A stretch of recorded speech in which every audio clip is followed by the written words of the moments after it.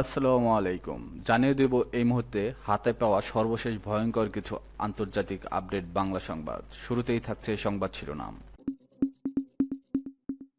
শুরুতেই জানিয়ে দেব ঈদের দিন খাবার বিতরণে ইসরায়েলি বাগরা, নিহত বেড়ে 42। জানিয়ে দেব উটও আছে, ভেড়াও আছে, গাজার হাটে নেই শুধু ক্রেতা। এরপর রয়েছে ঈদের দিন গাজায় 4 ইসরায়েলি সেনা নিহত। সর্বশেষ থাকছে গ্যাংস্টারদের দিয়ে ফিলিস্তিনিদের দমন, নেতানিয়াহুর স্বীকারোক্তি। এখন শুনছিলেন সংবাদ শিরোনাম, এবার বিস্তারিত।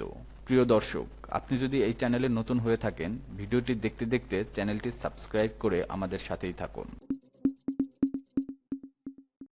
ঈদের দিনের খাবার বিতরণে ইসরায়েলি বাগরা, নিহত বেড়ে 42। ফিলিস্তিনের গাজায় ঈদ উল আজহার দিনে ইসরায়েলি হামলায় কমপক্ষে 42 জন নিহত হয়েছেন। গাজার চিকিৎসা সূত্র আল জাজিরাকে এ তথ্য জানিয়েছে। এদিকে ফিলিস্তিনি ভূখণ্ডে সাহায্য বিতরণের দায়িত্ব থাকা মার্কিন সমর্থিত গ্রুপ ঈদের দিনে খাবার বিতরণ করতে পারেনি।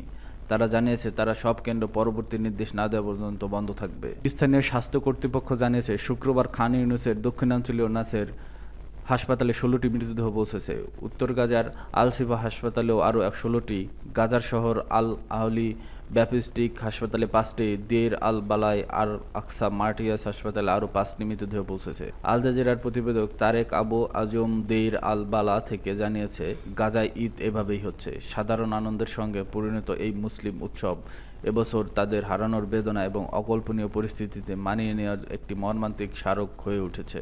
এদিকে বৃহস্পতিবার আহলি হাসপাতালে ইসরায়েলি হামলায় আহত একজন সাংবাদিক শুক্রবার মারা গেছেন। এর ফলে গাজায় যুদ্ধ শুরুর পর থেকে নিহত সাংবাদিকের সংখ্যা 226-এ পৌঁছেছে বলে গাজার সরকারি মিডিয়া অফিস জানিয়েছে। ইসরায়েলি হামলা শুরু হলে গাজায় সাহায্য বিতরণের দায়িত্বে থাকা মার্কিন সমর্থিত গ্রুপটি জানিয়েছে, ক্রমবর্ধমান খাদ্যের জন্য হাহাকার সত্ত্বেও তাদের কেন্দ্রগুলো পরবর্তী নির্দেশ না দেওয়া পর্যন্ত বন্ধ থাকবে। সাহায্য সংস্থাগুলো সতর্ক করে বলছে, মার্চ মাসে ইসরায়েলের গাজায় খাদ্য, ঔষধ এবং জ্বালানি প্রবেশের কঠোর নিষেধাজ্ঞা আরোপ করায় গাজার সব বাসিন্দা এখন দুর্ভিক্ষের হুমকির মুখে রয়েছে। আন্তর্জাতিক চাপের মুখে গত মাসেই ইসরায়েল গাজায় কিছু সাহায্য প্রবেশের অনুমতি দিল, তা পরিমাণে অপ্রতুল। গাজা হিউম্যানিটেরিয়ান ফাউন্ডেশন গত সপ্তাহে সেখানে খাদ্য সহায়তা বিতরণ শুরু করে। শুক্রবার এক ফেসবুক পোস্টে জানিয়েছে, মানুষের নিরাপত্তার জন্য সাহায্য বিতরণ কেন্দ্রগুলো থেকে দূরে থাকার পরামর্শ দেওয়া হচ্ছে। ইসরায়েলি বাহিনী ত্রাণ সংগ্রহ জড়ো হওয়া মানুষের উপর বোমা ফেলেছে। এ কারণে তারা ঈদের দিন খাদ্য বিতরণ করতে পারেনি। সংস্থাটি দ্রুত খাদ্য বিতরণ করতে আগ্রহী, কিন্তু পুনরায় সাহায্য কেন্দ্র খোলার বিষয়ে কিছু জানাতে পারেনি। তারা বলেছে, পরবর্তী বিতরণের বিষয়ে বিস্তারিত পরে ঘোষণা করা হবে। উটও আছে, ভেড়াও আছে, গাজার হাটে নেই শুধু ক্রেতা। ঈদের দিনের সকালের গাজার দক্ষিণাঞ্চলীয় উপকূলীয় শহর আল মাউসিতে বসেছে একটি কোরবানির পশুর হাট। বলতে যাবো তাই, বাস্তবে তার অনেক ফাঁকা ও নিস্তব্ধ কিছু। সেখানে দেখা গেল একটি উট, একটি গরু আর হাতে গোনা কয়েকটি ভেড়া ও ছাগল। আশেপাশে কিছু শিশু ও কৌতূহলী মানুষ ঘুরে বেড়াচ্ছে। কেউ দেখছে, কেউ ছবি তুলছে, কেউ এগিয়ে এসে বলছে না এটার দাম কত, কেননা এখানে নেই কোনো ক্রেতা। শুক্রবার মধ্যপ্রাচ্যের অন্যান্য দেশের মতো অবরুদ্ধ গাজা উপত্যকাতেও উদযাপিত হয়েছে পবিত্র ঈদ উল আজহা।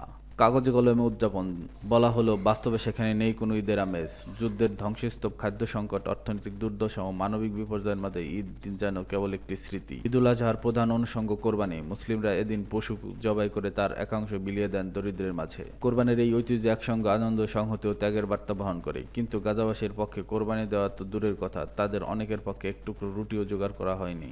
বার্তা সংস্থা এপি জানায়, তিনি মাসেরও বেশি সময় ধরে গাজায় প্রবেশ করেনি কোনো তাজা মাংস। ইসরায়েলের অবরোধের কারণে বাইরে থেকে খাবার বা পশু ঢোকার সুযোগ নেই। গাজার ভিতরে যেসব পশু লালন পালন করা হচ্ছিল তাদের অনেকে ইতিমধ্যে মারা গেছে বিমান হামলা, ক্ষুধা এবং কিংবা চিকিৎসার অভাবে।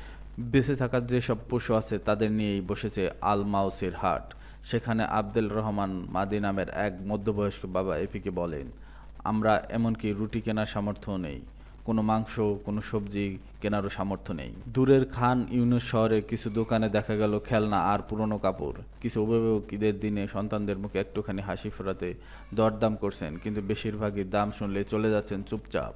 হালা আবু নাকিরা নামের এক নারী বলেন, আগে ঈদ ছিল আনন্দ আর নতুন জামার দিন, কিন্তু ঈদ মানেই অনাহার আর নিরাশা। আর কণ্ঠে ভেসে আসে হাহাকার, আমরা এখন বাজারে যাই শুধু আটা খুঁজতে, প্রতিদিন কম দামে আটা খুঁজতে বেড়াই, কিন্তু পাই, তাও কিন্তু কিনতে হয় অবিশ্বাস্য দামে। শিশুরা যদিও পশুগুলোর পাশে দাঁড়িয়ে একটু আনন্দ পায়, কিন্তু সেগুলো যেন এক নিঃশব্দ প্রদর্শনী, যেখানে আনন্দ নেই, কেবল অভাব আর অবরোধের দীর্ঘ ছায়া।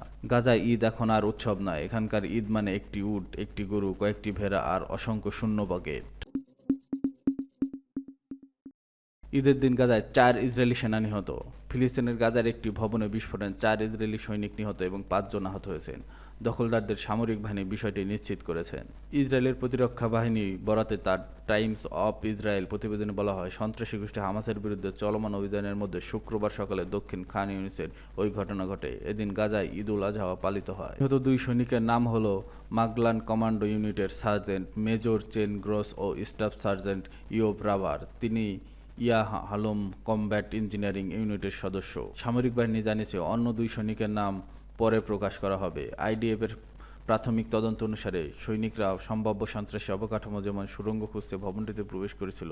ভবনটি বোমা দিয়ে ফাঁদ পাতা ছিল এবং বিস্ফোরণের ফলে সৈনিকদের উপর কংক্রিট ধসে পড়ে, ফলে তারা সৈনিকরা নিহত হন এবং অন্যরা আহত হয়, যার মধ্যে একজন অবস্থা গুরুতর। ঘটনাটি ঘটেছে খান ইউনিসের বানি সুইলা উপশহরের সকাল 6টার কিছু পরে। ওই সময় আরও কয়েকটি স্থানে অভিযান চলে। পৃথক ঘটনায় গাজা সিটির সেজাইয়াপাড়ার মার্টার আঘাতে 646তম প্যারাশুট পার ব্রিগেডের একজন রিজার্ভিস্ট মাঝারি মাত্রায় আহত হয়েছেন। তাৎক্ষণিক তাকে হাসপাতালে নেওয়া হয়। 4 সৈনিকের মৃত্যুর পর আইডিএফের মুখপাত্র ব্রিগেডিয়ার জেনারেল কফি ডেফরিন বলেন, কখনো কখনো গাজার সম্ভাব্য সুড়ঙ্গ খুঁজতে ভবনগুলোতে প্রবেশ করা ছাড়া কোনো উপায় থাকে না। এটি করতে গিয়ে বিস্ফোরক দ্বারা ক্ষতিগ্রস্ত না হওয়ার জন্য আমরা বিভিন্ন পদ্ধতি ব্যবহার করি। আমরা এই ঘটনার তদন্ত করব।